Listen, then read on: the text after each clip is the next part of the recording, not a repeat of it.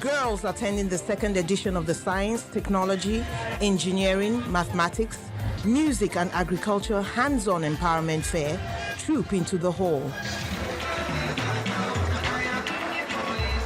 They give a standing ovation to Christopher Kolade, for whom the foundation is named. If you don't have that vision of what tomorrow is going to look like, you cannot take the right decisions today. And that is why we have focused your attention on those things that seem to be the criteria for making tomorrow as beautiful as it ought to be. The guest speakers stress the importance of education in science and technology while building character for staying power. STEM, science, technology, engineering, maths, and even now STEAM with arts is really focused on the solving solutions for humans and for the world. Building a foundation of competence and also being known as someone who can be relied upon to deliver consistent, good quality product. And never stop learning. Yes. A panel of discussants talks about the circumstances that brought them to where they are. Interest spikes when a question is directed at one of the panelists by a student. Looking at the current situation of the country, you will realize that mostly things like uneducated people are more better than educated. I want to ask why. Should we believe that, do you believe that the saying that education eradicates poverty is just a misleading title? Thank you so much for this question. I was actually hoping somebody was... Hello and welcome. My name is Sunshine, the project manager, Sunshine Resources. In this video, I'm going to share with you 5 hidden truths about education. If this is your first time visiting this channel, consider subscribing so that you do not miss any of our resources each time we release them. So now, let's go through the 5 hidden truths about education. Truth number 1. Do you know that you can be very educated and still remain poor and hopeless? This means that your certificate is no longer a meal ticket. In the modern times and dispensation, with all the technologies, artificial intelligence and machine learning, it is possible to go to school, acquire all the degrees and still remain poor and hopeless. Now why is it so? This is because for a very long time we have consistently refused to realize that financial education is not taught in school. Now each time we mention education, the first thing that comes to mind is the school. And each time we think of school, we assume that school should teach our children everything about life. But the opposite is the case. You can be a medical doctor and know a lot about medicine, or be a lawyer and know so much about law profession. Unfortunately, that does not mean that you know anything about how to make money for yourself. In fact, you can be an accountant pressing calculator every day, calculating other people's money. That does not mean that you know anything about how to make money for yourself. The reason why most professionals and graduates don't know much about how to make money is because school was not designed to give education about money. And it doesn't matter how long or how many years or how many degrees you have acquired in a formal education system, you may still not know anything about how to make money for yourself. The school curriculum, that is the content with which learners are fed with, contain values that can only turn you into an employee, that is a servant. Now, do you know that a pharmacist is not taught how to manufacture drug, but they are taught how drugs works in the human body?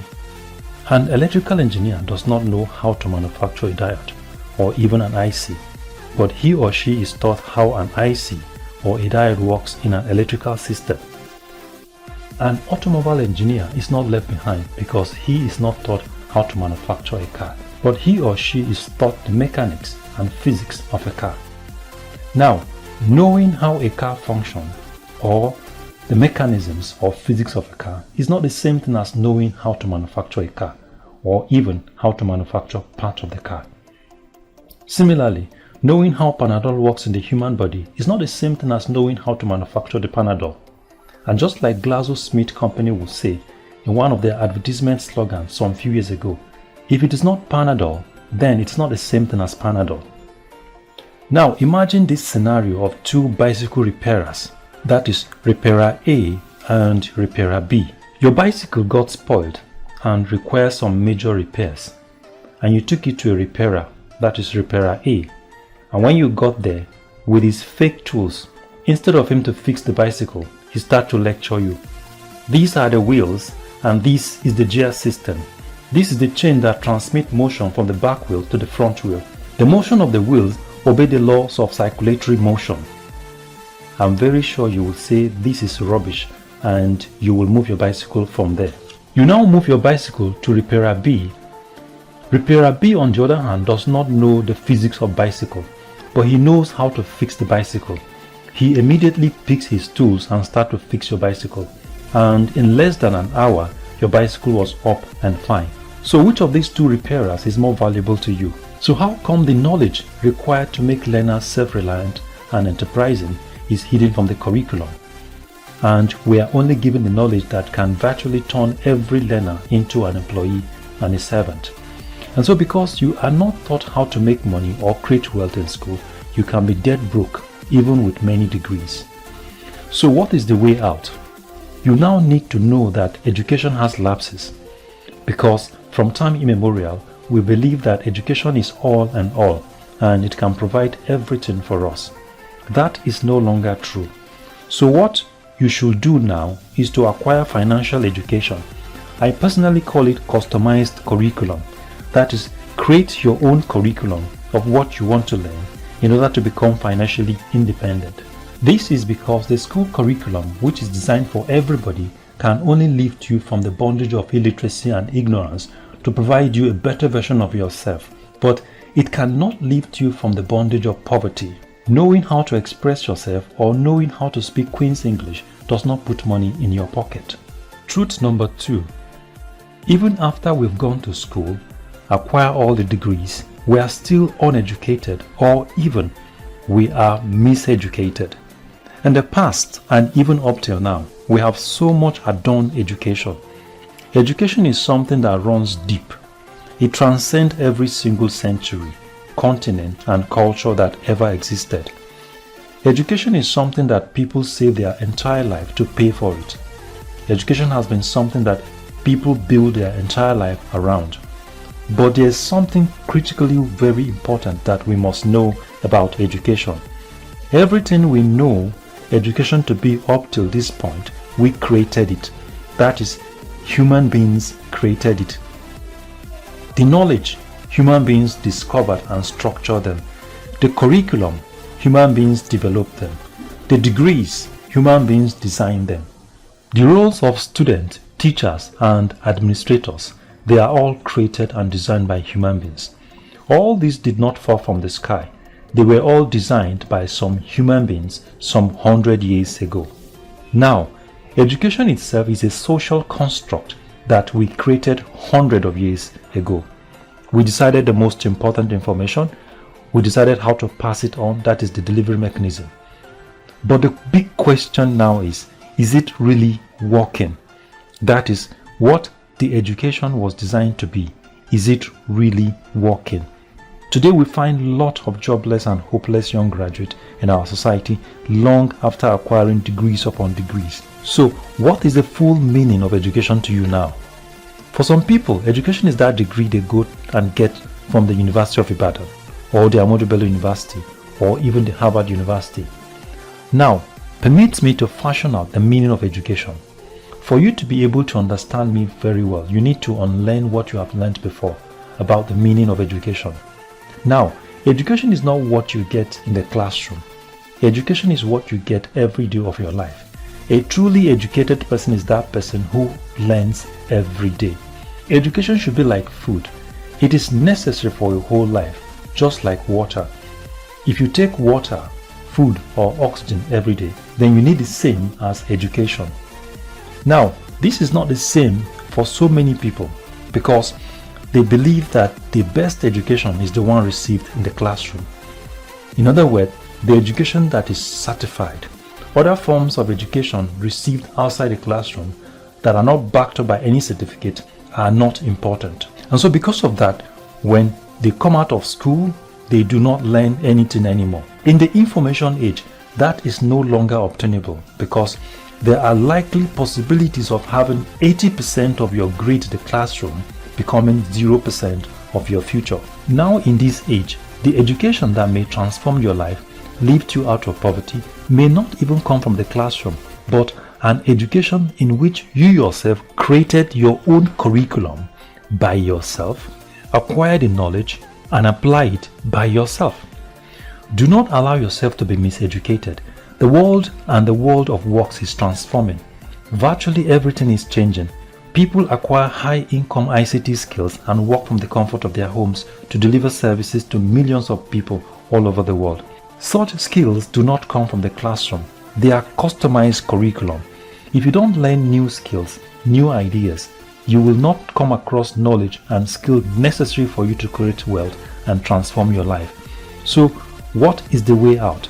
Start seeing education as you see water, food, and oxygen. Water is not what you drink once in a lifetime, but what you drink every day. Keep acquiring new skills. Keep updating and upgrading yourself. There are so many high-income skills in the digital world you can acquire. Learn how to create digital products. Learn how to design graphic. Learn how to create app, and so on. Truth number 3. Do you know that the more degrees you have, or the more time you spend in the classroom, the more you are likely to love job? Because school was designed to train you to become an employee. The more time you spend in the four walls of a school, the more you will love someone's employment and job.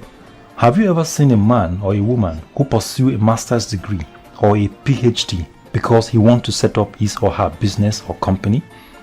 All these stuff prepare you to serve and work for people. It doesn't matter who or what organization you want to work for, whether government or private. The most important thing here is that the organization is not your own. It belongs to someone else, or a group, or a government, and you can be hired or fired anytime. An interview was scheduled for professors and PhD holders in one of the private universities in Nigeria. At the time of the interview, the professors and PhD holders were informed by the interviewers that they would have to write an aptitude test first. Some of the professors got embarrassed and they left the scene of the interview as they lament, how can a whole professor write an aptitude test? Now that is how degrading it can be when you have been cultured by virtue of the knowledge to only work for people. Now, do you know that most school proprietors and directors are not educationists, but they are entrepreneurs who love education business? Most pharmaceutical companies are not owned by pharmacists, but are owned by entrepreneurs who acquire skills of drug manufacturing and they employ graduate pharmacists to run it for them. Now, let me share this experience with you to drive my point home. I was an undergraduate student in one of the universities in Nigeria, and my department was to hold an annual program which involved publishing of a maiden magazine. So I was asked to reach out to some pharmaceutical stores around the university environment to come advertise their businesses on the magazine. And so one of the evenings, I went to a very big pharmacy store within the university environment and requested to see the pharmacist in charge. After the salutation, I told him that we would want them to advertise their store in our magazine that we published very soon.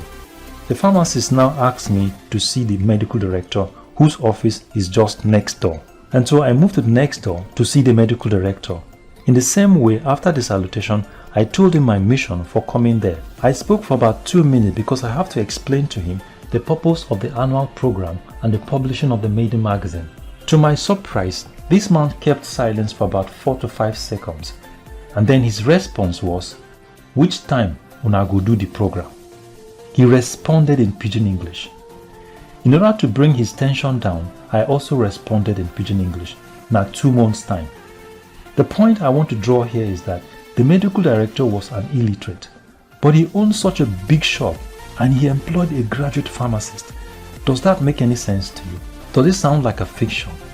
That incident shaped my orientation about school and entrepreneurship. My desire to become an entrepreneur started growing from that moment. Today, I am proud not just to announce myself as an entrepreneur, but an educated one. And like I always tell people, it is a very powerful combination of honor. No university can offer you such an honor because they do not have the curriculum. And so there are so many rich entrepreneurs in our society today who are illiterate, but employ the services of PhD holders and professors to work for them. The more degrees you have, the more you are likely to love job and work for people. Please permit me to explain further. Jobs do not give you leverage to create wealth. And the more you love job, the less likely you are to be financially independent. Now, let me tell you some laws guiding financial freedom. You cannot acquire wealth with your single brain and two hands. Nobody in the world creates wealth that way. For you to create wealth, you have to use the principles of leverage. That is, leveraging on other people's time, effort, intelligence, and energy. Take, for example, Dangote Group has over 5,000 people working for him every day for 8 hours. Dangote himself now works for approximately 5,000 times 8 hours. He leverages on other people's time, effort, intelligence, and that is how to create wealth. Jobs do not give you leverage, just like entrepreneurs do. That is the absolute truth. Well, let me not make you hypertensive. While everyone cannot be an entrepreneur, and that may not even be true because before the advent of Western education, our forefathers were all entrepreneurs. Some were carpenters, goldsmiths, blacksmiths, farmers, fishermen. Some were into lumbering, dyeing, etc. Nobody was working for anybody. But supposing in real life, now it is not possible for everyone to become entrepreneur, because if all of us become entrepreneurs, who will run the machinery of the government? But everyone can get financial education and learn and master the art of investing. So even if you are not an entrepreneur and you're working for people, you can learn about money and investing. Invest properly and be financially free. I hope this gladdens your heart and pulls down your tension. Truth number 4. Do you know that most school dropouts are very intelligent people? Since we have used the academic ruler to measure their intelligence, or what you may call IQ, and we have drawn the ultimate conclusions that they are incapable of learning, nobody wants to listen to them. There are thousands of students in our schools with great talent and potential that can be harnessed outside the academic environment, but such talent are frustrated by the academic system. Remember, the academic system of measurement was designed by human beings hundreds of years ago. Now we are beginning to see categorically that the system of measurement of human values and intelligence in the class has some measure of error when applied to some students. Let's draw an example from the life of Bill Gates, the father of Microsoft. Now, Forbes magazine describes him as Harvard's most successful dropout. How about Mike Zuckerberg, the father of Facebook, internet most visited website, making it the largest social media ever created? But these great ideas did not come from Albert Einstein, it did not come from Michael Faraday, neither did it come from Sir Isaac Newton, but from Mike Zuckerberg, who the Golden Pen of Harvard University have declared incapable of learning. Now how about Jack Ma, who have consistently failed exams in the school, but turned out to be the Chinese richest man? To me, it simply means that the yardstick for education measurement, designed a century ago during the industrial age, can no longer measure the IQ of the generation of the youth in the internet revolution age. Such tools should be discarded. What most people did not know is that the younger generation, no matter their level of formal education, are the ones who knows where the world is going. For those who are open to learning new ICT skills, they learn and know so many things that the older generation do not know. A young man once told us a story in a conference of how he was appointed by a university vice chancellor to teach all the professors in the university how to use PowerPoint for presentation. The young man was so good when it came to PowerPoint application that he was recommended to a vice chancellor of a university. He couldn't have acquired such skills from the classroom, but perhaps from a roadside, and with constant practice he became perfect in the use of the application. Now what if he had not acquired such skills and depend solely on his degree certificate? Now let's go a bit further by looking at the internet. So many people who are 50 years and above do not understand how the internet functions or how they can use the internet to create wealth. While on the other hand, an average 20-year-old guy knows so much about the internet, and many of them are building wealth right from the comfort of their homes using the power of the internet, including myself. Though I am not 20 years, but I love to acquire new skills, and that was what led me to discover the internet and its powers. So do not be arrogant because you have a degree, Many young people who never go to school or university are building unbelievable wealth using modern technology and the internet. Be humble, learn from them, and learn from the next generation. Truth number 5. Do you know that you can lose your job no matter how highly qualified you may be, or no matter your education? In other words, your education does not guarantee your job. In today's economy, it doesn't matter how much education or degrees you have acquired, anything can happen. Many people have been thrown into abject poverty because they lose their jobs to right-sizing, downsizing, etc. They spend a very long period of their life looking for another job with so much frustration. Now, this is not to say that people do not lose their businesses. Every now and then, people also lose their businesses, but there's a big difference between possibility of losing a job and losing a business. Now, listen to this. An employee job depends on the decision of another man, while an entrepreneur is in control of his job. While disaster could cause an entrepreneur to lose their business, but because they created their businesses from the scratch, they will know how to start all over again. Every entrepreneur understands the position of failure as a determinant for growth in a business.